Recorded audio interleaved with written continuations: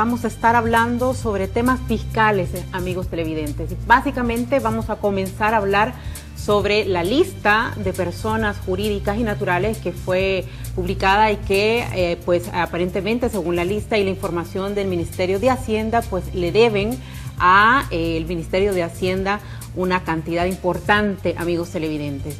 Me acompaña Salvador Arias, él es economista. Usted, Salvador, es una de las personas que cuando ha estado acá en el programa ha hecho mucho énfasis en la necesidad de conocer los montos que hay por evasión o gente que tiene cuentas pendientes con el Ministerio de Hacienda. Así que supongo que recibió con buena cara la lista.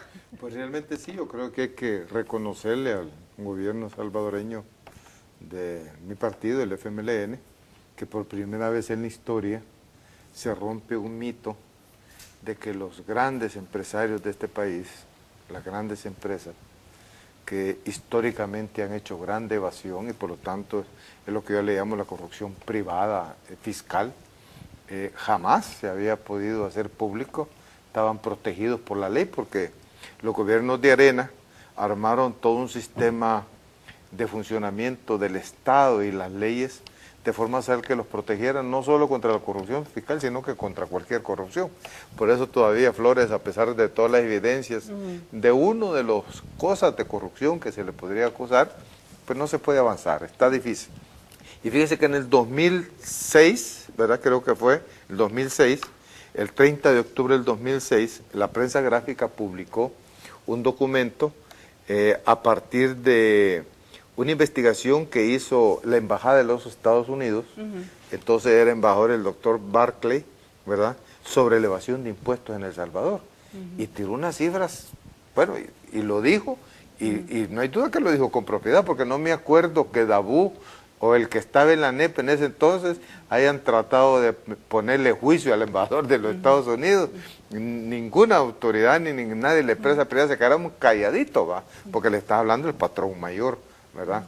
Entonces, denunció el embajador que en el caso del IVA, por ejemplo, ya en el año 2006, él detectó una evasión de 40%. O sea, estamos hablando de una evasión, perdón, del 40%. En el caso de la renta de personas naturales, el 29%. En el caso de la renta, de evasión de la renta, de las personas jurídicas, llámese empresas, el 59% de la evasión está dada en las empresas. ¿En las grandes empresas o no hace diferencia? Y fundamentalmente en las grandes empresas, ¿va? Hay un dato. La cifra escandalosa que nosotros tenemos, que la corrupción fiscal del sector privado es de 24.597 millones en los 20 años de arena. Eso significa el equivalente al Producto Interno Bruto del país de un año. Usted ha visto que han sacado una publicación que aquí hay unas familias que juntas tienen más de 20.000 millones de dólares. Pues aquí solo en corrupción fiscal está eso, ¿va? Entonces, este es un problema serio del país. Salvador, vamos por partes para ir también poniendo sobre la mesa argumentos que desde la empresa privada a través del señor Dabú ha dado en las últimas horas. Uno de ellos, además de decir que va a demandar, parece al medio que publicó esto, que se están organizando demandas penales, pero una de las cosas que en otro medio él dijo es que había que separar esta lista entre personas que ya estaban, digamos, señaladas como morosos realmente y gente, tanto jurídica como natural, que todavía había un proceso. No se les podía decir que efectivamente ya son morosos. Él hacía este señalamiento. Yo sé que usted es economista, no es abogado, pero entiendo que ha investigado mucho este tema y este caso en particular. ¿Usted qué opina sobre este argumento? Mire, yo he preguntado a algunos abogados, porque yo creo que hay que preguntarle a los abogados también, por supuesto, ¿qué le han dicho? Pero fíjese que la publicación del Ministerio de Hacienda establece claramente las cosas. Dice que las resoluciones emitidas por la Dirección General de Impuestos Internos incluye las sentencias del Tribunal de Apelaciones. El Tribunal de Apelaciones, cuando Hacienda establece que hay un problema en la declaración, dice aquí hay una posible defraudación fiscal. Hay un hallazgo, digamos. Un hallazgo, entonces lo investiga, lo documenta y llama al implicado. Y establece, le dice al implicado, demuéstreme lo contrario. Si el implicado no le puede demostrar lo contrario, entonces viene una primera instancia que dice, bueno, aquí hay una defraudación fiscal. Ajá. Entonces la gente, las empresas se van al Tribunal de Apelaciones. Ajá. De Impuestos Internos. Y ahí se hace ya una primera instancia judicial administrativa, creo que se dice, ¿va? Okay. Donde entonces el Tribunal de Apelaciones, vienen las empresas que le está diciendo Hacienda que han cometido defraudación fiscal y rebaten y tratan de rebatir de todo, y si el Tribunal de Apelaciones las condena, entonces vienen estos señores, que es el gran truco de todo el mecanismo judicial de este país, se van a la sala de lo, ¿cómo se llama? De lo contencioso administrativo. Y en lo contencioso administrativo pueden pasar hasta 5 años. Sí. O sea que los que se van a lo contencioso ya pasaron una primera instancia judicial. Y fue vencida y lo perdieron. Ese tribunal. O sea, ya lo perdieron 2 veces. Primero, administrativamente no le pudieron demostrar a Hacienda que lo que Hacienda decía, que había defraudación, no pudieron demostrarlo, que debían de haber llevado documentos y todo. Ustedes que pasan llamando que en el Estado solo hay corrupción, que gasta mal, ustedes que pasan diciendo que todo se gasta en el Estado mal, que los carros acá, que ellos lo han hecho, y ellos instituyeron todo un sistema de despilfarro, ustedes que pasan diciendo que el gobierno no sirve, y que ustedes están exigiendo al gobierno que les dé seguridad, ustedes no pagan impuestos. Paguen, señores. Entiendo que en el informe señala que el 60% son grandes empresas. Y grandes. Como la que va a mencionar. Y está que es chiquita, porque está mencionando al Citibank, que es el tercer banco más grande en el mundo.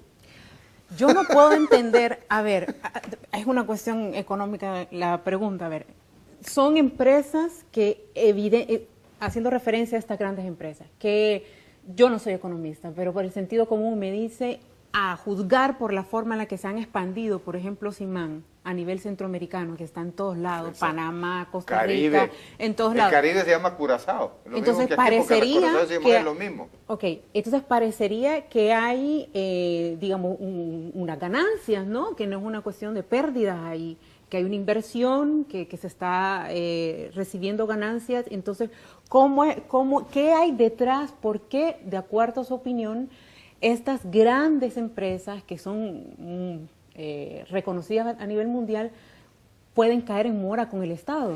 Porque son corruptos, porque la voracidad de la acumulación de la riqueza en el capitalismo no tiene límites. Así como al obrero y al trabajador tratan de pagarle lo mismo, tratan de no pagarle al Estado, porque lo que quieren es acumular. Simán, podemos mencionar todas las empresas grandes, los de Sola, los Quirós, los que quieran, todas esas empresas grandes que han vivido toda esta paraíso fiscal que le llamo yo, en lo que no pagan aquí de impuestos lo van a invertir afuera.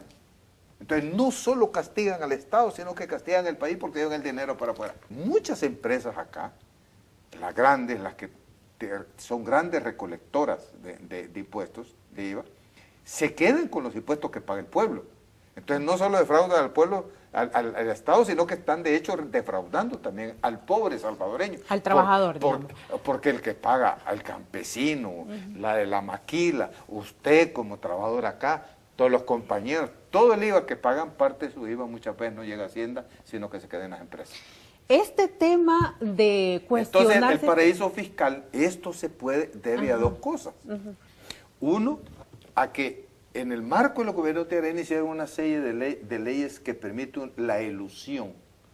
Es una forma legal que le permite pagar los mínimos impuestos posibles o no pagar impuestos, ¿verdad? Y por eso yo digo, en los análisis que hemos hecho, que muchas empresas realmente lo que tienen, no solo no pagan impuestos, sino que están subsidiadas por el Estado.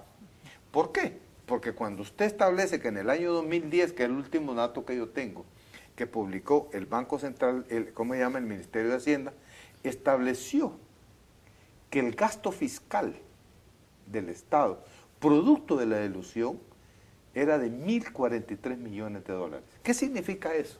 Que las diferentes leyes de elusión que se han establecido, el Estado hace que el Estado no recibió en el 2010 1.043 millones de dólares, que si no hubiera existido esa ley lo hubiera recibido. O sea que de hecho fue una donación del Estado a las grandes empresas fundamentalmente, porque son las grandes concentradoras de las operaciones económicas.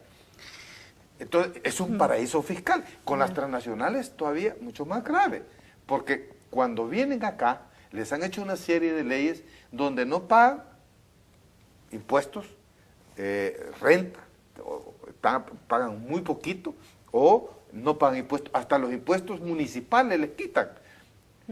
Y lo peor, que estas empresas transnacionales que no pagan impuestos acá, sí los pagan en su país de origen. O sea que al final, este paraíso fiscal lo que sirve es para subsidiar al Estado norteamericano, al Estado mexicano, a los Estados europeos, de donde son originarias las empresas.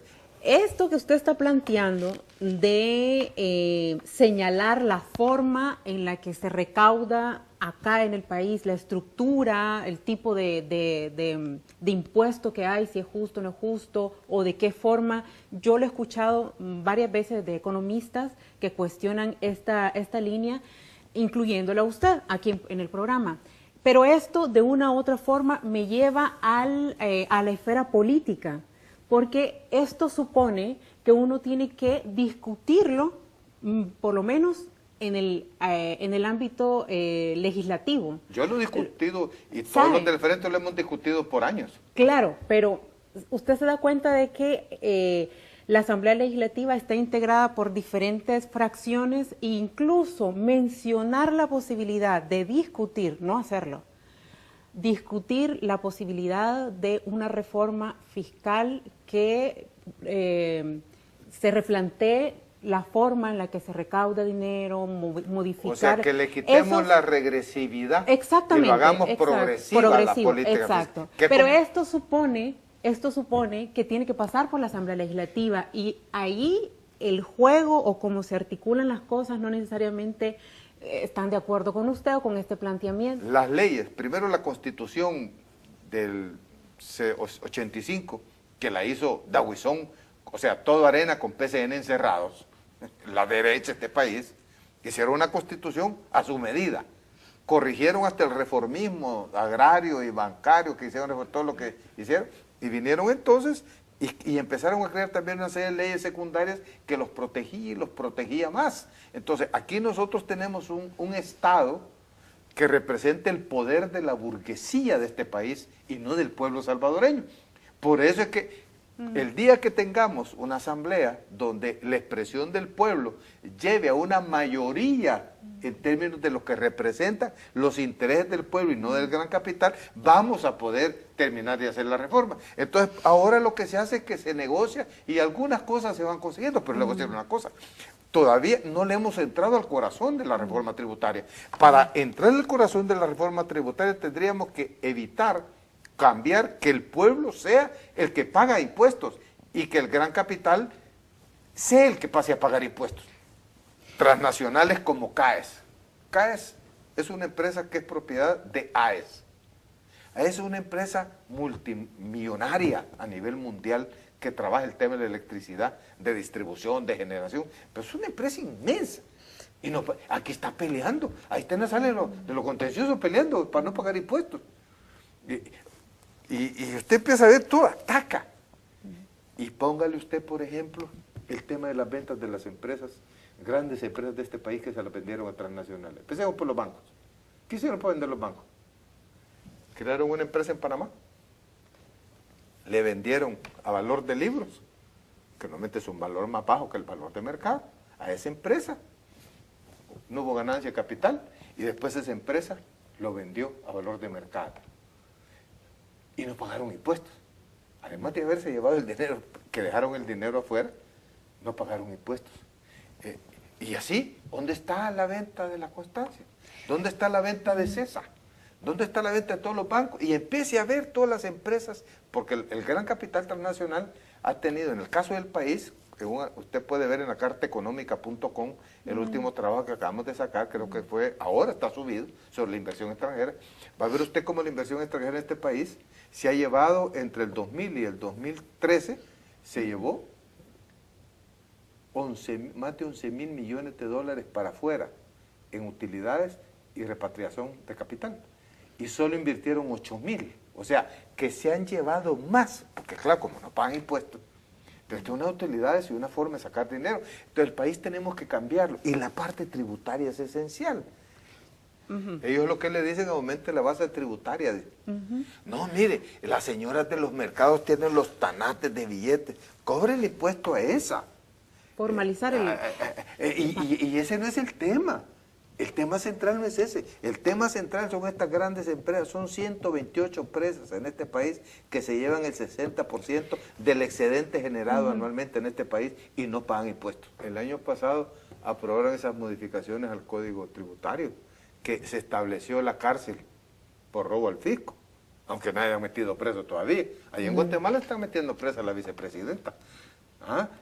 Si aquí a Flores, que robó, no digamos por el fisco, a saber cuánto, imagínense si le mete la parte fiscal también. Allá en Estados Unidos, aquí se descubrió lo de Flores, porque en Estados Unidos le estaba diciendo que había lavado dinero y no pagó impuestos. Y aquí no. Entonces, aquí tenemos que avanzar más. Si nosotros queremos terminar de construir un país que le apueste a la población salvadoreña, al empresario, y cuando digo el empresario le voy a hablar del 95% de los empresarios, que son los que están excluidos de la política económica de este país, porque lo han excluido sistemáticamente, porque todos los privilegios están orientados a las grandes empresas, que son argollas de múltiples empresas de una misma familia. Si nosotros queremos cambiar este país y hacerlo avanzar, no solo, porque para hacerlo avanzar en los aspectos sociales al país, hay que hacer que el país genere más riqueza. Y para generar más riqueza tiene que haber inversión, pero tiene que haber inversión también con un concepto social, no con la teoría del rebalse. Porque algunos se preocupan que hay que crecer y crecer. Pues si este país crece, pero si crece en la estructura actual, crece para que unos pocos tengan más. En todos lados se ha dado. El neoliberalismo es una norma, el sistema capitalista donde funciona es así. Entonces, modificarle ese aspecto. Y en El Salvador uno de los aspectos por los que hay que pensar es que políticamente en la Asamblea tenemos que lograr modificar esta política tributaria, porque esta política tributaria es perversa en relación a los mandatos de la Constitución hacia el Estado, que atiende y resuelva los problemas sociales de este país, que haga que genere empleo este país, que haga que genere riqueza. Son los compromisos que la Constitución le da al Estado, pero que no los puede hacer, y una de las razones que no lo hace es por el problema de la evasión y elusión fiscal. Bueno, imagínese que con publicar una lista se está hablando, mire, es una realidad. Con publicar una lista, ya se está diciendo que se va a proceder en términos penales. Es el cinismo de la ANEP. ¿Y cómo la ANEP viene? No podemos negar que existe esa parte. Pero fíjate que me gustó el golpe ese. El gobierno no lo hizo así, pero yo sí lo evalué, me gusta. El día que esto le están diciendo al gobierno, mire, denos seguridad, y aquí traemos a Giuliani, que es otra realidad. Giuliani atacó la delincuencia en Nueva York, que no tenía nada que ver con lo que pasa aquí, es otro problema. Ese día salió en la prensa, mire, paguen los impuestos, pues, hombre, les vamos a dar seguridad. Me parece, no lo quiso decir el gobierno, lo digo yo, pero me parece. ¿Y quieren seguridad? Paguen los impuestos. Pero no quieren pagar impuestos, como usted lo ha dicho, y es cierto. ¿Cómo se discute una reforma fiscal de verdad? ¿Qué es lo que están queriendo hacer? Meterle una ley al gobierno para amarrarlo de responsabilidad fiscal, que eso no es más que un proyecto de ley y una visión neoliberal del Fondo Monetario Internacional. Imagínense si no tenemos política monetaria y tenemos una ley que nos amarra la posibilidad de endeudamiento. Hablo de endeudamiento responsable, porque el endeudamiento no es malo per se. El endeudamiento que es perverso es el endeudamiento que es para gasto corriente. Pero como este gobierno está quebrado, el Estado está quebrado porque estos no pagan impuestos, entonces el gobierno se ve obligado a hacer préstamos hasta para gasto corriente. Y esa es una política fiscal perversa que viene desde el año 2000 con Paco Flores.